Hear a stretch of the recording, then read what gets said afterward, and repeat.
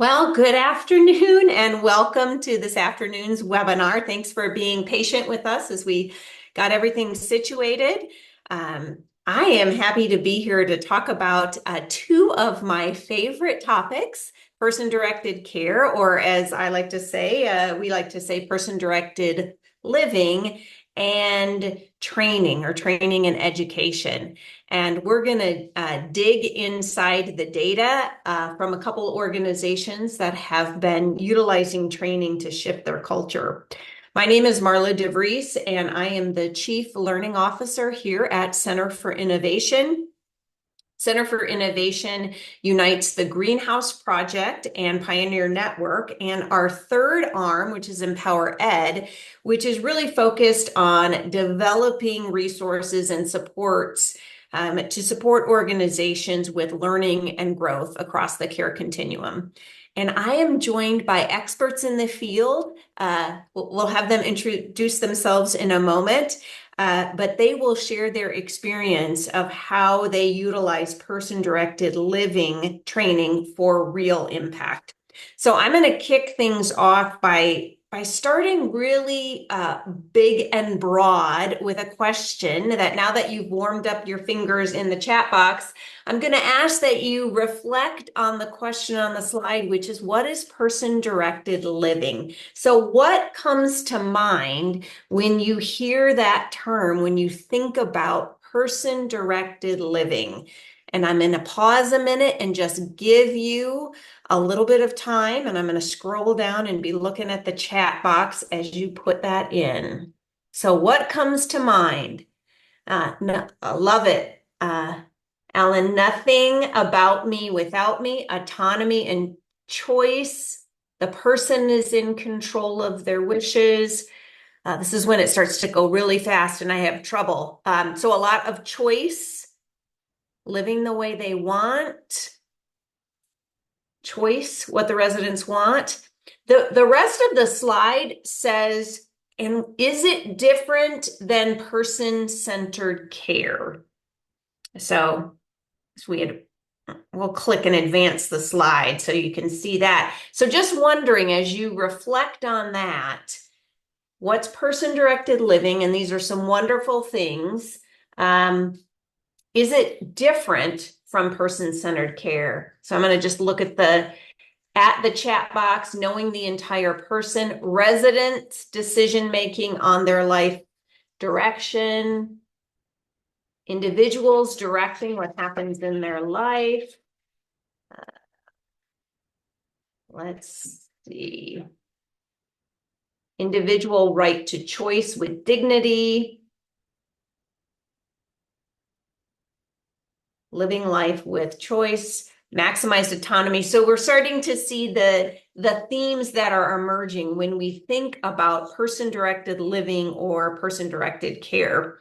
So as we move on, I want to show the care continuum, which was developed almost 20 years ago. So it might be familiar to some of you. And when I saw that 2005 date, it really took me back because I remember when it was developed.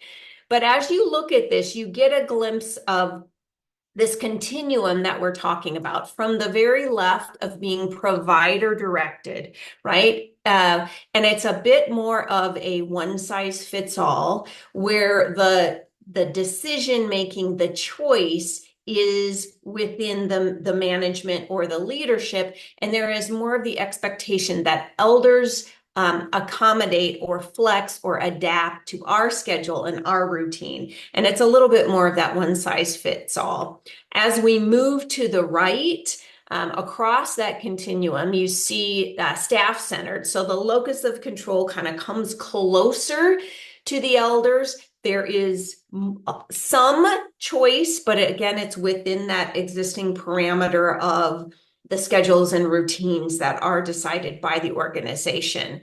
And then as we continue to go to the right, you see now in person-centered culture, we're taking the elders' preferences and we're providing opportunities for them to influence decisions, and things are starting to be organized around them. It's limited, but it certainly is happening. And then as we get to the end, it's person directed, which means elders are making multiple daily decisions about their routines.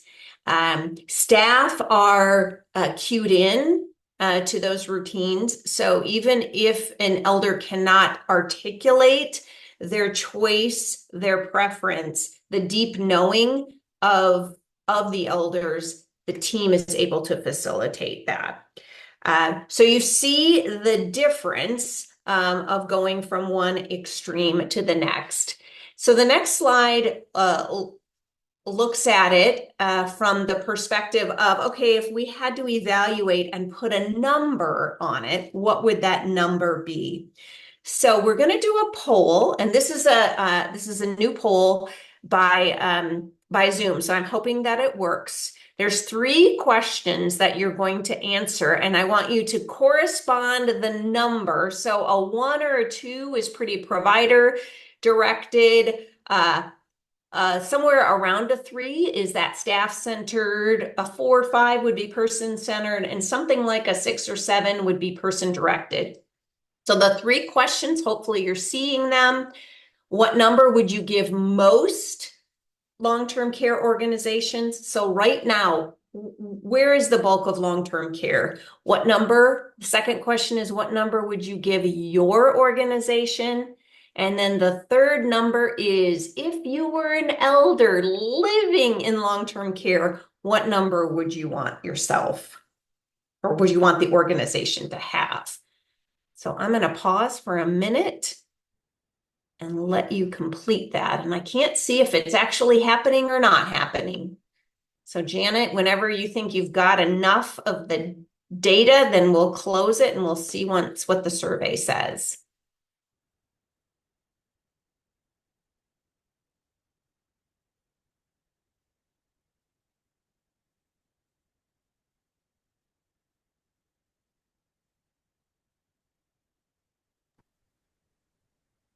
We're about 69% right now, so let's give it another 30 seconds.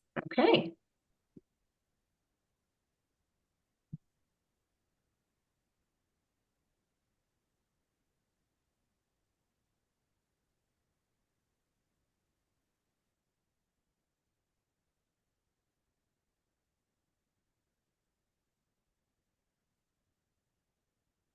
All right. So most long-term care organizations, well, I would say this is not the greatest news. And maybe it's not surprising, and I'm not going to try and add up all of these numbers, but I can do the first one. So 35% of you said it's pretty provider directed. The largest group said it's somewhere around a 3, so staff centered. And only 2% of people said it's at a 6 or a 7. So we got some work to do. There's an opportunity. As you look closer to your organization, and Janet, I just lost that poll. Not sure if you can show it again. Oh, there it is. Okay. So the second question said, your organization, the results are a little better, with the largest group saying 37% of you gave it a 5. So that's pretty firmly planted in person-centered care, person-centered living. And then, not surprising, nearly 80% of us said, if it's me, I would want it to be an organization that's at that 7, at that top of it. So thank you for sharing that. And it gives us a little perspective to say, even though that continuum has been around for a while, we've got some work to do. And we all want that autonomy and control and choice. That came up in the chat box. And one of the things that we learned at the Greenhouse Project from research is that the mantra that researchers taught us was that the greenhouse model gets eroded or reinforced one decision at a time. And I think that's true of all culture change initiatives, all transformations, that we're either leaning into what we're trying to do, or we're leaning away from it and we're going backwards. So how do we, if this is, we know what the ideal is, how do we lean into it if our desire is more person directedness? So we wondered, how can effective training work to shift the culture towards person-directed living? So if you can go to the next slide. And that's the question. What happens when we utilize effective training to change the culture around person-directed living? And the next slide really shows this logic of training pathway. And I could spend the rest of our time talking about this because I get pretty geeked up about training and learning and growth, but I won't because I want to give time for our presenters. Here's what I'll say. I'll just briefly highlight it. And as I'm going through this path, I want you to think about your own organization and do a little assessment of where do you think you fall? Where are you strong? Are you making it all the way to the sixth element?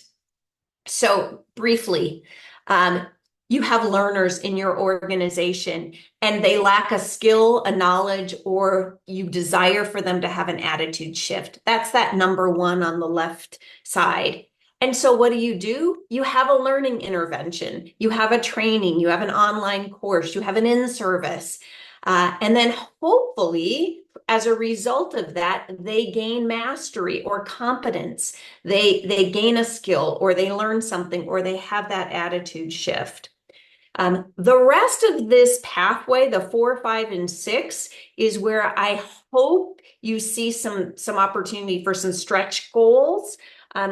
Oftentimes what I see, the goal is the training itself, that check the box, we completed that training.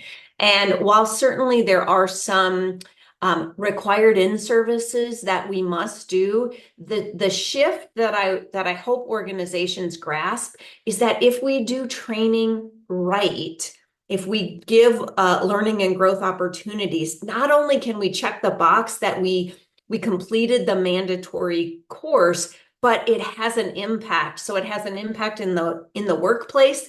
They're using that new information. That's what number 4 identifies. Not only are they using that information, but you see the results. So it could be a reduction in falls or a reduction in medications, or it could be happier elders, that they report greater satisfaction. And then ultimately, number 6 says, there's a real return on our investment, that there's a business solution, that it is impacting, perhaps it's impacting census or retention, or we're creating greater efficiencies, or we're having less food waste because we're being very person directed. So this is just kind of the backdrop when you think about your own approach to training and when you listen to our presenters speak. So we used this model as we developed our approach to e-learning with our person-directed living certificate course. So the next slide shows the 3-part plan for person-directed living.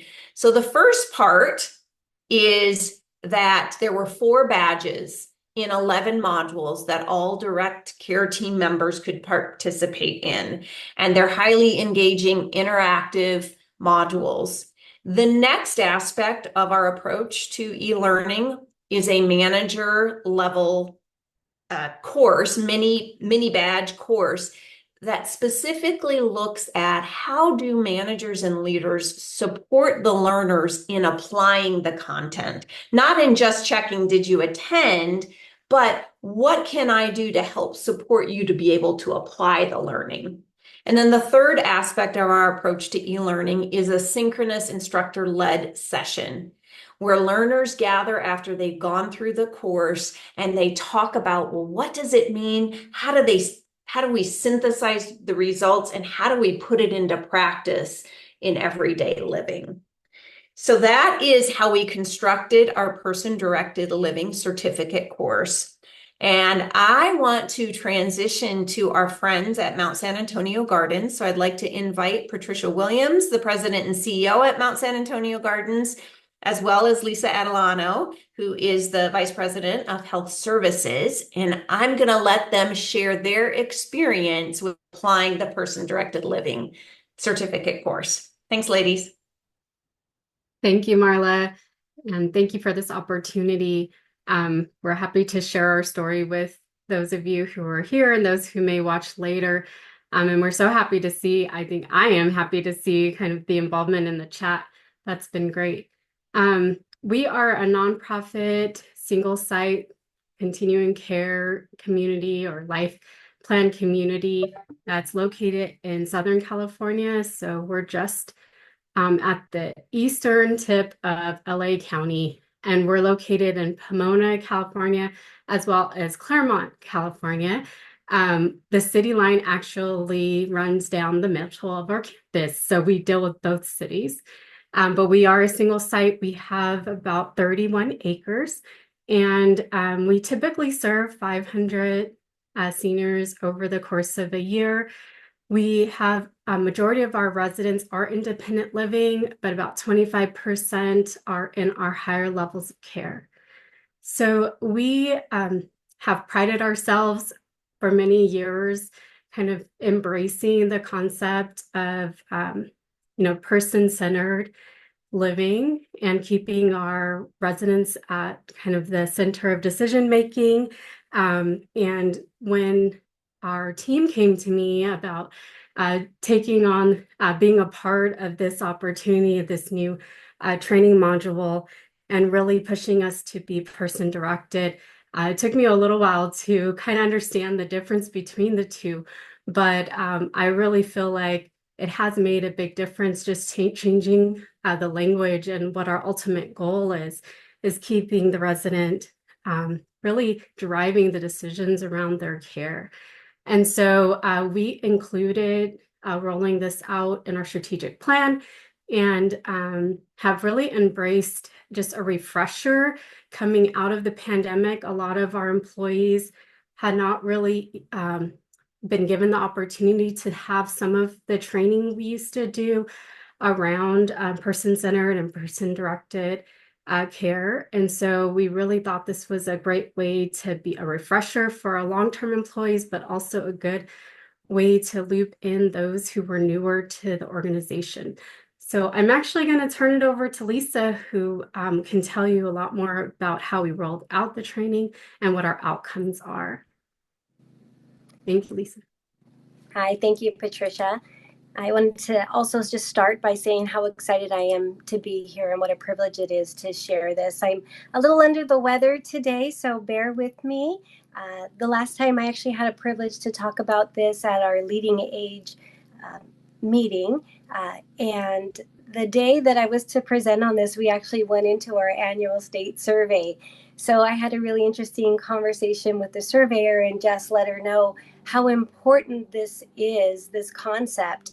And we also had a really great discussion about the dignity of risk and how regulations are really not designed in such a way to promote resident dignity of risk. So all that to say, I'm really excited about this topic. It's very meaningful to me. We started with our hypothesis centered around training and the belief that if we provided person-directed training, that we would see an increase in our practices of staff implementing person-directed care. The study method that we used, we had 90 different participants that went through the program, and we started in our clinical areas. So we did staff involvement in both our independent living, assisted living, which includes our 2 greenhouse homes. One is memory care and one serves high acuity residents. Each are licensed for 10 accommodations. Our skilled nursing area staff, as well as our on-site physician clinic and our outpatient rehabilitation agency. The pilot project was 3 months, and there were 2 different courses, one for managers and then one also for direct care staff. I will say I did choose to complete both the management series and the one for direct care staff, and it was wonderful one of the big takeaways was that we had a shared language together that we were able to use by attending both trainings. So I do recommend that for both. We had great results from our study. We did see an increase in residents making choices for themselves instead of staff choosing for them. We like to phrase it as it's the resident in the driver's seat. So when staff is giving care, staff is making decisions alongside the residents, that's our phrase. It's the resident is in the driver's seat. It's not us listening and seeing if we can accommodate. We're really starting from a place of how do we get to yes and what do they really want? It's a lot of conversations about topics that have things to do with something other than care. One of the stories that I really love that came out of it was just staff talking to a resident. And we learned from one resident that there was a wedding she really wanted to attend and just wasn't physically able up to it. And so the staff was really creative and we used technology and we used some screens and the resident was able to attend virtually. So that was wonderful. And she just shared what a difference that it made in her life. But had that staff been trained to stop and put the person over the task and to develop those meaningful relationships, that's likely something that we would have missed. We also saw an increase in resident engagement in meaningful activities. It's something that really stems from that deep knowing. We find out what does the resident find meaningful, what do they like, and then we responded by adding activities that they liked. The other thing was because we have that deep knowing, we weren't simply posting the calendar and hoping people we would come. It was, wait a minute, Mrs. Smith loves animals. We're having pet therapy. Let's go invite Mrs. Smith. How come she's not here? And we really saw a big drive in our resident engagement go up. Also, we talked about staff putting just, the resident first, being mindful of the effects of ageism on our elders, and really supporting our residents' ability to take risks in their daily activities. So we've had a lot of conversations about the dignity of risk and about surplus safety. Also, moving on to our qualitative data, we had such great feedback from our staff. We had staff share things like we're much more collaborative and cooperative during care plan meetings. One of the things that we did is we've now brought in those that are in attendance and brought in those who participate in our care plan meetings. We didn't previously have our certified nursing assistants attend and also housekeepers. And I would say the families are so impressed that we have such a collaborative approach, and it really lends to the staff just feeling such a valued part of our team. And we were just surprised at the wealth of knowledge that our housekeepers and our direct care staff really had to contribute because they truly do know our elders so well. The other thing is you'll see a comment from a CNA, much more open-minded about residents trying things that they want to do. For example, taking walks outside, really just looking at how do we support our elders. Other comments, trying to support elders right where they're at rather than automatically assuming that they need to go to a higher level of care. We are part of a continuum. And what we found is with some creative interventions, we're really able to allow our elders to stay in their home and stay in those lower levels of care just by simply being very creative on the interventions that we're able to offer. Also, another comment about wanting to continue to make everything as individualized as possible, not planning every moment of every day. And isn't that what makes our life so great? It's the spontaneity. And so allowing for that to naturally happen in our elders' lives. And then one of the things that we say a lot is, how do we get to yes, right? Especially in a culture of surplus safety and regulatory compliance. I was really grateful for this training. One of the things that we learned through the pandemic is how much control these our types of facilities have over our elders' lives. And if we don't have this kind of training where we stop and we think about what is best for the elder and how do we advocate for them, we're automatically going to go to surplus safety and regulatory compliance and what if they fall, what if. Instead, we really had to train ourselves. what if the best happens, right? Instead of going to what if the worst happens. And how do we get to a yes and dream a little versus automatically saying, no, that's just not a safe practice. So now in looking at our metrics, so initially from our pilot program in December to March, we saw some really great outcomes in our skilled nursing areas. We were able to eliminate the use of antipsychotic medication, and we had zero use of it for December to March.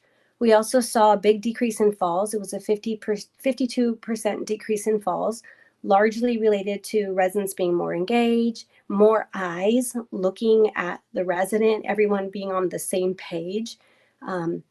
We saw that increase in meaningful engagement. We added some more activities in direct response to what the residents were asking for. And we really saw our daily engagement go up. People that used to go to activities just maybe a couple times a week now started going every day. And we saw the same thing happening in our assisted living, where people moved from, we got a decrease in the number of people that were going 3 times a week because so many people started going to life enrichment every day. And then looking now back at our sustained results, what were we able to continue, in this next quarter? And we're continuing with eliminating the use of antipsychotic medication. It continues to be zero. We did have a COVID outbreak in April, and we saw an increase in our falls during that time. And then right after the outbreak, again, we started with the decrease in those falls. And I would say that, after this training, it really changed the way that we managed the outbreak. We really advocated for our residents. And even when the Department of Health said, your activities are closed, we still saw gains. And the reason why is we were creative. We were able to use technology. We used iPads. We were able to play bingo together and connecting the residents that way. So we saw great gains with that. We also advocated for residents to be able to stay in their room instead of just moving and uprooting them from the red zone. And our outbreak went well. It was well managed, and we closed it quickly. But I did note that we changed the way we manage it as a direct result. We also continue with our daily engagement increases, and we continue to do that in our assisted living as well. And now just to talk a little about sustainability plan. So this is something that just has to be ingrained in how we do things. So we did add it to our new employee orientation. And then also we're looking at embedding it in all of our systems, right? So it's everything from, it's embedded in our daily routines, our meetings, our care plans, our staff huddles, orientation, just ongoing. This is something, like Patricia mentioned, we've been very steeped in person-centered care. And so moving to person-directed care is just the natural next part of the continuum. But if we don't keep this on our radar daily and have those stop and pause and have those moments, it's something that can easily fall by the wayside, and you'll start seeing that institutional creep. So I'm really grateful for this training because we're seeing ongoing and sustainable results, and really happy to keep this alive and ongoing. Thank you. Thank you both so much. I was like taking notes myself, and there was one comment, this is so inspiring, should be the norm throughout the country. And yes, I agree, Amy. So many nuggets to take away, the changes that you made in terms of, having CNAs and housekeepers attend care plan meetings. And I love the shift of the what if, but the upside risk, like what if we create the opportunity, what might happen instead of looking at the downside of risk. And just reflecting back on that logic of training, Mount San Antonio Gardens with their methodical approach was able to really get at some of those level 6 results of really bringing value to the organization, and to the elders and to the team members. So thank you both for sharing that. I want to let people know, before I turn things over to Deanna at Riverview, that if you have questions, please utilize the Q&A box, and I'll be monitoring that. And there was another question that came out that said, are these certificates only available to greenhouse owners? And the answer to that is absolutely not. It's available. The course, person-directed living, is certainly available to all. This specific certificate course was really designed for a traditional long-term care environment. And so not specifically a greenhouse home or even a small house home. It really was getting at some of those basics that Lisa talked about in terms of the dignity of risk and honoring elder choice and dignity and all of that. So with that being said, I'm going to turn it over or introduce you to Deanne O'Rourke. She is the person-directed living coordinator at Riverview Health Center, and she's going to share their journey with person-directed living. Thanks, Deanne. Thanks, Marla. Good afternoon, everyone. Thank you so much for this opportunity to share our journey at Riverview. I am the person-directed living coordinator at Riverview, and on behalf of an incredible team of supportive leadership, wonderful folks there, we're very pleased to share with you some information about our journey to date. We're a bit earlier in our person-directed living journey at Riverview, so have a bit of different information to present, but wanted to share with you our experience with the education component and partnering with CFI and utilizing the person-directed living certificate. So Riverview is located in Winnipeg, Manitoba, Canada. So if you're wondering where is Winnipeg, we thought it might be helpful to orient the audience a little bit with folks that aren't as familiar with Canada. So geographically speaking, Winnipeg is right in the middle of Canada from east to west. And Winnipeg is only about an hour's drive north of the US-Canada border. So our neighbors to the south are the folks in North Dakota and Minnesota. So we're very, very much familiarized with the system. A lot of parallels, in listening to our colleagues that presented just previously. It's always amazing to me how similar our issues are when we start looking at some of the challenges around culture change and person-directed living and bringing these philosophies to life. So moving on in terms of where we are in our journey and who we are at Riverview, just to give you a bit of an orientation of the center. We're on a fairly large physical campus, and the care and services are delivered across a number of buildings. We are on a wonderful property that is very close to a river, so lots of green space, lots of opportunities to be outdoors. And within Riverview's confines, we have a variety of program services that are supported there. And at any given time, we have about 300 people living with us that require long-term care support or dementia care support. And we also have people living with us that require what we call chronic care in our province. So these are individuals that perhaps require a bit more medical or nursing support, but still require a place to live. But within Riverview's campus, we also provide palliative care support to individuals traveling through the end of their life's journey and need to come in for some support around that.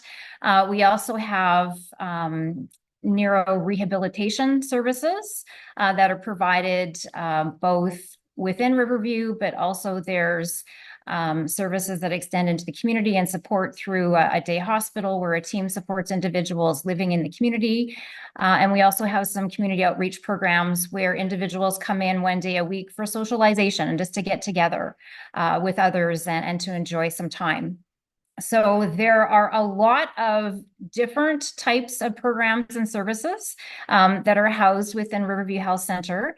And that has been perhaps a challenge, but also a very interesting approach to how do we apply person-directed living across all of Riverview and all of these programs and services, and how do we define it in a way where individuals either working or living or staying in these areas can relate to it, and it means something. And that our common purpose at Riverview being that we create a vibrant, innovative, and inclusive community that enables each person to live a purposeful and meaningful life. And how can we bring that to life at Riverview in all these different areas? So just to give you a sense of how many people Riverview touches within a year, there's over 4,700 people served. And out of that number, about 1,400 people who come and live at Riverview, and 3,300 people who visit Riverview to receive various programs, services, and support. So they don't live, but would stay or visit to receive that. And we also have a very large staff or team member group. So we have over 900 people, which would include people that are employees, people that perhaps work contract, like some physicians. These are folks that would provide services within Riverview. So thinking about how we would reach all these folks in terms of education and adopting these principles, it's a lot of people to reach out. So in terms of putting the education piece in a bit of context, we are working through a bit of a model. So we looked at all the things that needed to happen and things that we needed to pay attention to in terms of transitioning to a person-directed living approach within Riverview. And this is supported by the literature in terms of what areas or what buckets we would need to address and the things that we would need to do. So starting on the upper left-hand corner, around organizational context being the structures that supports the leadership practices that really need to be in place to support an organization-wide culture of person-directed living. So creating that framework that can support the staff and the team members to be able to bring this to life, essentially. And then moving around counterclockwise, workplace practices are the activities that support and empower the staff and teams to work together to support and deliver person-directed living care and services. And this is where the education piece comes in, is to support the staff learning the skills, knowledge, and attitude shifts that need to happen to be able to support person-directed living. And then there's the care processes that support the holistic, individualized responses to care and service, and to also focus on the relationship building piece. And then the last is the physical environment, and really creating or fostering an environment, a physical environment that supports occupation, function, personhood, comfort, all those things about home, if someone is living there, that we look for. And that this model and this approach is supported by our person-directed living commitments. And that was a big part of our foundational work at Riverview, was to do some consultation and talk to all of our stakeholders about what does this look like for us, and how would we define person-directed living at Riverview? And it fell out into 6 separate commitments of respect, relationship building, that we know each person well, and that helps us support individualized care and living. And within that, we can support the residents and the people that come to Riverview in terms of making decisions, having choice, and that all-important dignity of risk, which has been discussed already. So carrying on now to talk a bit more about our education approach, we had some pretty specific strategic goals around that person-directed living piece, because we really felt that once we had those foundations in place in terms of how we were defining person-directed living within Riverview, is now how do we support getting everybody on that same page and really understanding what this is. And that it is really a shift from a person-centered approach, which people felt we were doing quite well at Riverview. What do we need to do different? What is person-directed living? And a lot of people actually felt that we were already doing this.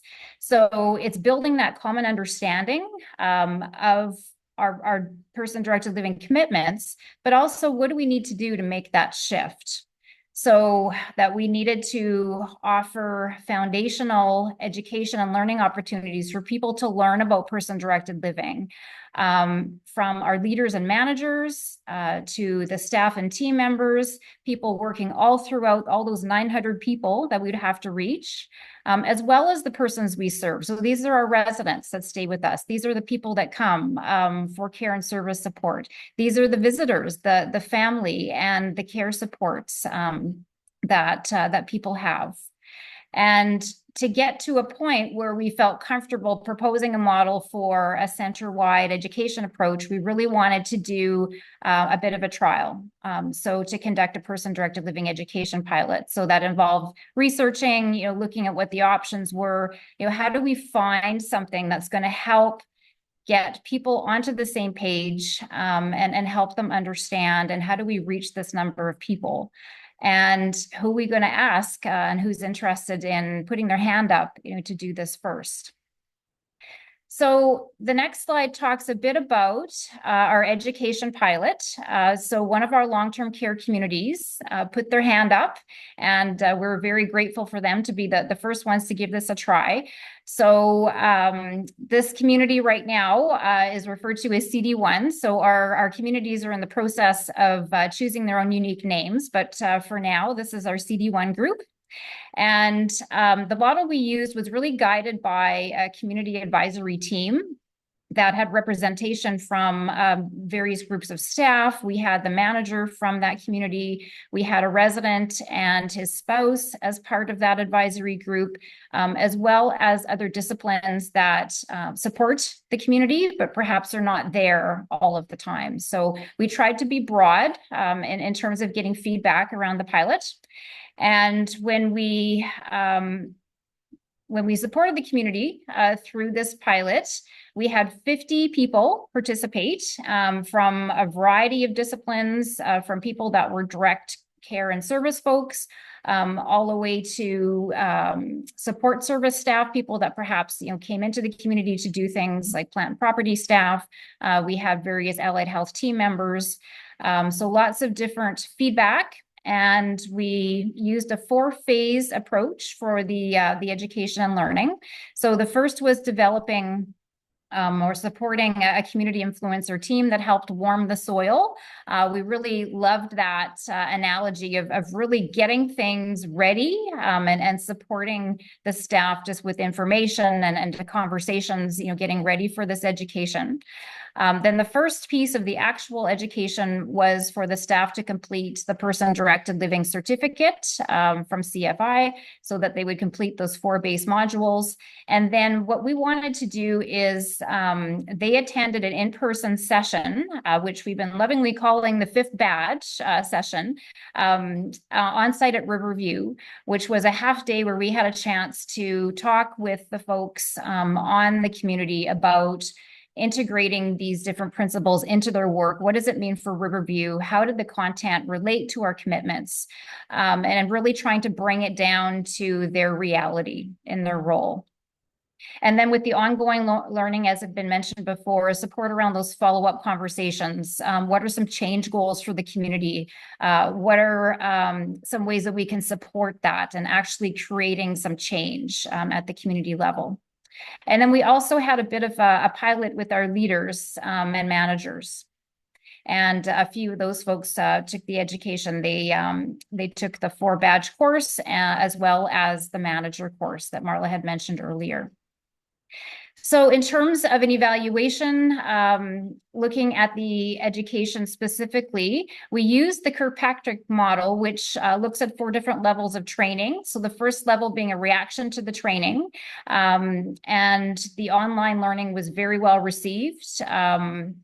99% of people would recommend to their teammates. They found the content activities very interactive and engaging, but they found they needed a bit more time to complete. So originally we had allowed for 3 hours of time, but we're finding that it was taking people about 4 hours. Level 2 in this model is looking at knowledge gains, pre and post taking the online course. So where we saw the highest impact was around understanding of how stereotypes and ageism can negatively affect the residents. and the impact of their own personal actions on people's well-being, as well as importance of supporting resident autonomy and the risk-taking and focusing on the person before the task. And then the level 3 was looking at, has there been any shifts in behavior? Have we seen any changes in that? And the areas that, at least from a self-report perspective, that seemed to be the highest was around supporting resident independence and choice and engagement in meaningful activities. And then the next slide talks about the level 4, which is really at the end of the learning stages there, is looking at those results. So these are things in progress. So we're looking at resident and family satisfaction indicators, some of the clinical indicators that were mentioned previously, also trying to get a sense of well-being measures, quality of life. And I think this is a really important area, and this is really why we feel person-directed living is so important, is that well-being piece. So how do we capture that in a meaningful way?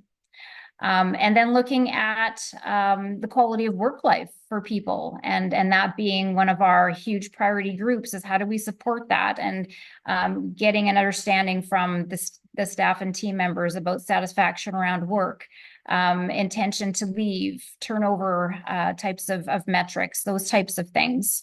And then lastly is around the person-directed living climate or culture. And we've been using a couple of tools that are validated tools available in the literature. So the Artifacts of Culture Change is one that's available through the Pioneer Network, has been very helpful for us. We've done a baseline assessment with all of our communities using that tool. And we're looking at integrating the person-centered climate questionnaire that the staff would answer as part of their pre-test as we roll out the education. So then on to the last slide, which is really where we're going from here. So we're launching our center-wide education starting in September with the communities where residents live. And we're going to be following that 4-phase approach. We're going to be adjusting things a little bit. We're going to do a full in-person 5th badge day, as we found that people were asking for more time and learning around team dynamics, team communication, conflict resolution, those types of things.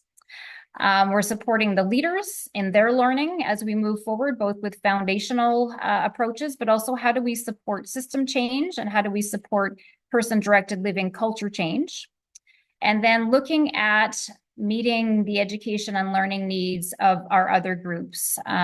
So the persons we serve, their supports, the volunteers that are, play such an important role, the many students that we have coming to Riverview, as well as the general public, and educating people and providing information on why we feel this is such an important shift to make, and why it's necessary for the future. And I think that is the end of my section. I'll turn it back to Marla. All right, now you can tell why I wanted to get out of the way as quickly as possible, because I'm just so blown away by the comprehensiveness of both organizations looking at how do we take person-directed living, how do we take it to the next level? How do we stretch ourselves in a very comprehensive and looking at shifting the whole culture, not just checking the box to education. So we believe that training is a piece of this work, and that it can result with these improvements, increased numbers and quality of person-directed practices, that it can be better for the residents, better for the satisfaction of both residents and staff, and improve those value-based outcomes. So I'm going to invite our panelists to come on, and we've got a couple questions, and really want to encourage people to put questions in the chat box.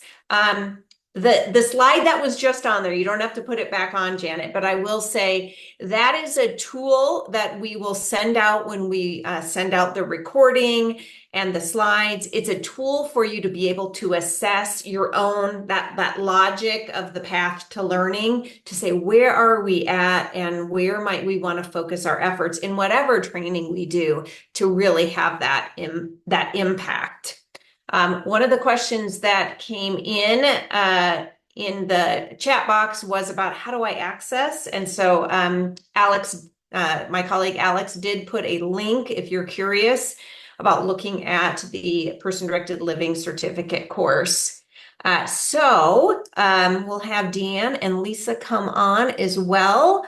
One of the questions, and you don't have to answer this, Deanne, but is do people from the US ever come visit you at Riverview? So I think that there's a few that want to come take a look. I will say that Deanne is going to be speaking at the Center for Innovation conference. Yes, I will be there with a couple of my colleagues. So we love to have visitors, and we really look at we're at a certain part in our journey, and we really like to have the conversations and learn from others. And there's a few other organizations within Manitoba, the province where we're situated, that are also embarking on this journey, and we're supporting each other. And we really do feel it's important to learn from each other and to come and see. And we've had the benefit of having mentors in other sites where we've gone to visit. So we're quite happy to make connections with people. We'd love to have people come to Canada. Just maybe not in January. I think this is actually a very nice time of year. So, right. Yes. Excellent. Thank you. I'm going to ask our friends from Mount San Antonio Gardens maybe to start us off because Lisa, you talked about risk taking, and I know that you all have had a lot of discussions and really talked about how do you move that and the what if to make it happen. So the question is, can you give an example of risk taking for the elders? Sure. We even had something as simple as there's a resident who would fall often, and she had a favorite chair and wanted this particular chair in the room. But we noticed that if this chair is in the room, there's the likelihood she's going to try to get up and then she's going to fall. And so surplus safety would say, get rid of the chair. Cannot have the chair in the room. But when you look at dignity of risk, you say, how do I find a way to get to yes? And what things can we do to mitigate those risks to make sure that she has the things that she loves so that she can have that chair and it can be safe? And so just even simple things like that. It's really a mindset of when you're looking at the elder and what are their preferences, and really trying to tackle that surplus safety and find a way to get to yes. Excellent. Beautiful. Deanne, anything from your experience that you would want to share specific to the dignity of risk? Yeah, it's really interesting how this concept comes up frequently. And when we were having consultations with the staff and the managers, that was the commitment that people said, you know what, I think we're going to need to have a lot of support and education around that, because people really struggle with that. And I think as healthcare individuals, we feel that need to protect people and to keep them safe. So we've been trying to use different examples as we have these conversations with staff. And there was two therapeutic recreation staff that had actually done a video of an experience that they supported one of their residents. It was on one of our long-term care areas. And this resident was in her younger years, a professional ice skater, and had actually coached, and this was her life. And because of some of the changes that she's experienced over time, she now is mostly wheelchair bound. But her and her family had made a request to the team that she just wanted to feel the ice under her skates again. So they put a lot of effort into getting her out to a community ice skating rink and got her up on her skates. And they did a beautiful video documentary of this whole thing. So we talk about that in terms of looking at this more risky perspective. And you think of, this small person and, looking a little frail, what happens if she falls? So the first thing that come to mind for people is, well, what about hip fractures? What about head injuries and things like that? So we talked about just how do we put supports around that situation, to try to mitigate that risk? And you could just see the joy, in the resident's face and the family that was accompanying her when all this was happening, and the staff, as they were experiencing this. It's so moving, and I think that is why we're here. This is what we're here to do, is to make these moments and these connections for people. And how can we do that in a way that supports safety as much as possible? But, sometimes our first response to a question like that would be, oh, no, we can't do that. That's too risky. So we're trying to pull those examples together, to be able to support these conversations, and to support staff, and how do we work through them? Absolutely. I love that, both stories. And it reminded me, and I know we're running out of time, but one of my favorite books is Being Mortal by Atul Gawande. And he says, and I'm paraphrasing it, he says, we want autonomy and control for ourselves and safety and security for those we love. And we kind of have to reconcile that, right? Because what we saw just from the very first poll was we're over here in being pretty provider directed, but we want what's over here. And so we've got to get to that. How do we get to yes? One final question, and then I'm going to go into a couple closing slides, and I'll have you answer this, Deanne, is how do you deal with challenges of staff retention and turnover, changes of staff and shifts, disrupting the relationship that an individual staff member builds with the resident? And then Lisa or Patricia, if you want to chime in. So that was a question for me. Well, I'll start with you. Have you had to, as you're rolling out person-directed living and what you're trying to accomplish, I would guess Riverview isn't totally immune to turnover. So how are you addressing that? Well, I think we have a great foundation to build on. I think there's already a lot of really wonderful things happening. And I think for us, it's supporting staff, to be able to understand what the potential is around that, and building in some supports for the managers and the staff, like to continue these conversations, so building, into the performance conversations, what can we put into our interview guides, to ask the right questions, so that we can perhaps choose that, folks that would be a good fit for this approach. So we're really looking at it as a coaching opportunity. Well, first learning, so give people the opportunity to learn something new and to support people in learning, because we have to almost back up and relearn what we've been doing in a certain way for so long, so to be able to support people around that change, and to be able to have those performance conversations. And for some people, it might get to a point where it's not a good fit, and sometimes people realize that on their own and they make those decisions independently. But we're really trying to create a supportive approach to that, and really trying to embed these practices and frameworks that will help that growth and learning. But we have to give people that initial chance, in terms of, here's the new information, let's talk about it. How do you feel about it? How do we make this work here? Right. Wonderful. Yeah, that one of the first elements, I think it's in the building blocks, is putting person before the task, and it is this idea of relearning or unlearning some things that maybe we learned in the very beginning. So, Lisa, anything you would add?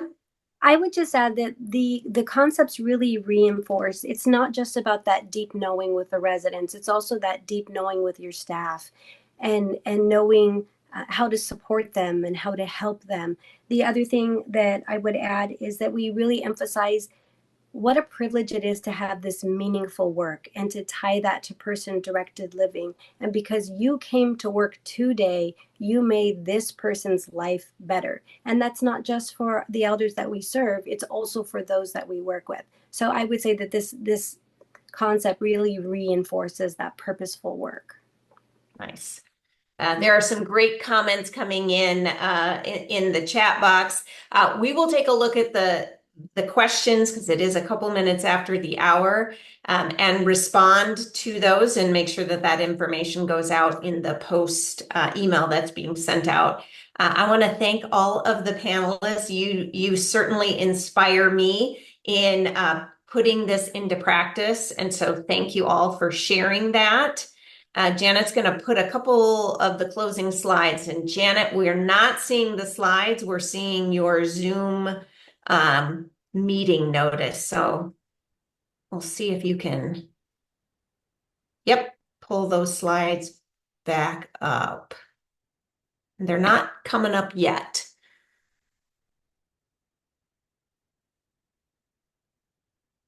We'll try it one more time and see. As I mentioned, we will send out the worksheet that you can evaluate your own training. That's in reference to this slide. Also want to let you know the next slide, the QR code. So in addition to go back one, Janet, in addition to the link that Alex sent, if you are you love learning on a mobile device, that will give you access on any smart device using that QR code. Empower Ed, in addition to this course, there was a question about, it seems like this is applicable for persons with disabilities, and I would say absolutely. Both Deanne and Lisa and Patricia talked about the breadth of their of the care that they offer. And in addition, we have a home care version on the next slide that is going to be released very soon. So some of the language and examples changes for a home care audience. We also have additional resources that you can reach out in terms of other training opportunities and how we can support cultural transformation, utilizing training, but also just some additional supports. And finally, we want to alert you to a couple opportunities. So certainly we mentioned our conference, Grow Bolder, that happens in my hometown of Grand Rapids, Michigan, November 11 through 13. We hope to see you there. Registration is open now. And a heads up of a couple other opportunities. One of our speakers that will be at the conference is George Everly. He is from the John Hopkins Bloomberg School of Public Health. He is going to be on the podcast, I believe that rolls out tomorrow. Or in 2 days on Wednesday, and he's going to talk about resilient leadership and the lessons that he has learned as a crisis interventionist. And then finally, last slide, we have a webinar opportunity coming up next week on the 20th to creating an employee-centered culture. So how do you focus on your team members and the support that they need? Again, I want to thank our panelists and thank you all for sticking with us a few minutes after. It's been a pleasure, and I wish you all success as you strive for more person-directed living in your communities. Thanks, everybody.